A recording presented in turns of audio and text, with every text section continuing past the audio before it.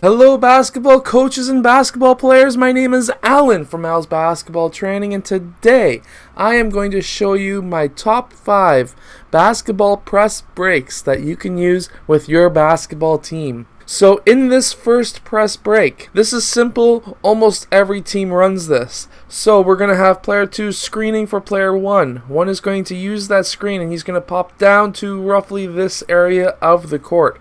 We do not want to go to the corner because you can get trapped in that corner and that's not a very good thing to happen. So we're going to have player 3 inbound the ball to player 1. At this time, we're going to have player 5 cut towards the middle of the court. And we're going to have player 2 and player 3 where they're going to be kind of cutting down the sides.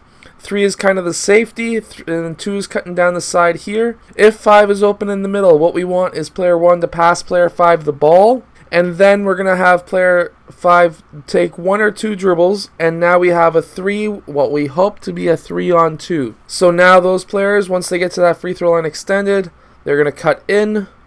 And we're hoping to have a nice easy layup. In this second basketball play, this is the same formation, same simple easy press break. We're going to have player 2 screening for 1 just like before, and 1 is going to get the ball inbounded to him. And now the main difference is we're going to have player 5 setting up a screen for player 2, and 4 is going to be going to the middle of the court. 3 is going to be running inbounds as well, but I would actually prefer him going up the sideline. The reason for that is what we want is player 1 to be able to pass to player 4. And now after 2 uses 5 as a screen, 3 is still cutting down the sideline on the other side. 4 is going to take a few dribbles, and now he has what we hope to be, again, another 3-on-2 press break. And that would be fantastic if you could get a nice easy score off of that. So in this third press break, we are going to have player 1 using 4 and 2 as a sandwich screen. Once that happens, we're going to have player 3 inbound the ball to player 1, and 4 is going to break off, and same as player 2, except player 2 is going to be using 5 as a screen, and player 3 is going to use 1 as a dribble handoff, and he's going to be going down the court. At this time, we're going to have player 2 continuing, player 3 continuing, and player 4 sprinting down the sideline as well. Now this should be, again, another 3-on-2 situation, so that now you can have a nice easy layup. What I try to do with press breaks is not necessarily just to get the ball past half to set up your offense.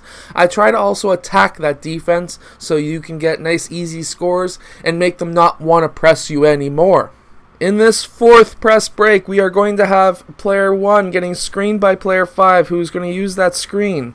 3 is going to inbound to player 1. This is against a man-to-man full court press as well, just so everybody knows. And then we're going to have player 3 run inbounds where that safety is going to get the ball. Now what's going to happen is player 5, he is going to be setting a screen with player 2 for player 1. 3 is going to take a few dribbles down the court if he can. If not, 4 is going to cut to the middle and he's going to get the ball, one or the other. And 1 is going to continue down, and he's going to continue through to center court. This is where we hope to have player 1 open for that pass. So now he's either going one-on-one if they had a safety. If not, he has a very strong possibility, and if he's not open for a straight pass, you could actually lob it to him. You have a very strong possibility of going one-on-none for a nice easy layup. This is something that you would use at the end of the game. When I was in grade 10, my rep team used a play very similar to this, except player 4 had a little bit more of a job. He had to do some screening instead of being a safety. But anyways, this is a very strong basketball press break, and I hope that it works for you just as well as it has worked for me. In this last press break, we're going to have a stack. Players 1 and 2 are going to stack up together. They are going to split to both blocks.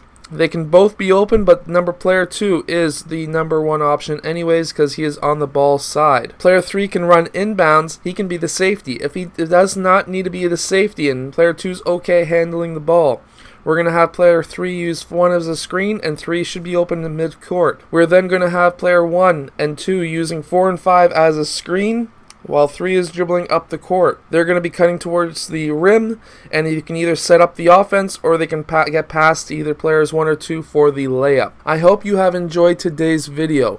I'm going to show you one little secret of why I kept on placing player number 3, my small forward, as the inbounder. The reason for that is I prefer a small forward to inbound the ball. I've said this a few times in my previous videos. I don't want my point guard inbounding the ball because now my point guard has to get the ball back to get it down the court. Same as my shooting guard. Those are my top two dribbling players. So I'm not a big fan of having the center, player 4 and 5, those guys inbounding the ball because they may not necessarily have the coordination to be able to get that ball inbounds. So player 3 is kind of like an all-around player, one of those players who can be a guard, who can be a center, who can be a forward. When I pick my team, my player 3 is a guy who can do everything on the court. So that is my man to get the ball inbound. I hope you guys have enjoyed. If you like this video, hit that thumbs up. And if you haven't already, subscribe because I make these videos every single day. I'll see you guys next time.